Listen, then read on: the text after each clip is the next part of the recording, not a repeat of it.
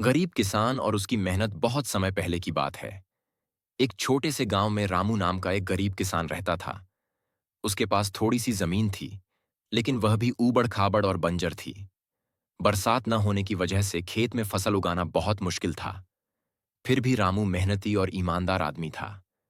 वह हमेशा यह मानता था कि अगर इंसान सच्चे मन से मेहनत करे तो ईश्वर भी उसका साथ देता है। रामू की पत्नी और दो छोटे छोटे बच्चे थे। परिवार का खर्च चलाना कठिन था, लेकिन उसने कभी हार नहीं मानी। सुबह सुबह वह हल लेकर खेत पर जाता और देर रात तक मेहनत करता। गांव के लोग अक्सर उसका मजाक उड़ाते और कहते, इतनी बंजर जमीन पर मेहनत करने से क्या फायदा, तुझे कभी कुछ नहीं मिलेगा। लेकिन रामू चुपचाप अपनी मेहनत में लगा रहता। उसे भरोसा था कि एक दिन उसकी मेहनत जरूर रंग लाएगी। एक बार गांव में भयंकर सूखा पड़ा। जिन लोगों के पास बड़ी बड़ी जमीनें थीं, उनकी फसलें भी सूख गईं। लेकिन रामू ने पहले से ही अपने खेत में कुआं खोदने का प्रयास किया था। कई दिनों की मेहनत के बाद उसे पानी मिल गया था। जब बाकी किसान पानी के लिए तरस रहे थे, तब रामू अपने खेत को सिंचाई कर पा रहा था। धीरे धीरे उसके खेत में हरी भरी फसल लहलहाने लगी।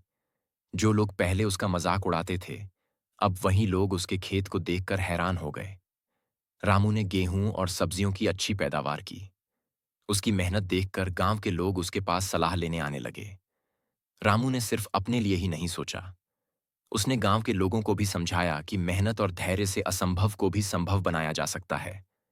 उसने अपने कुएं का पानी पड़ोसियों को भी दिया, ताकि वे भी फसल उगा सकें। धीरे धीरे गांव में फिर से खुशहाली लौट आई। लोग रामू का आदर करने लगे। वह सबका प्रिय बन गया, क्योंकि उसने सबके साथ बांटकर चलना सीखा था।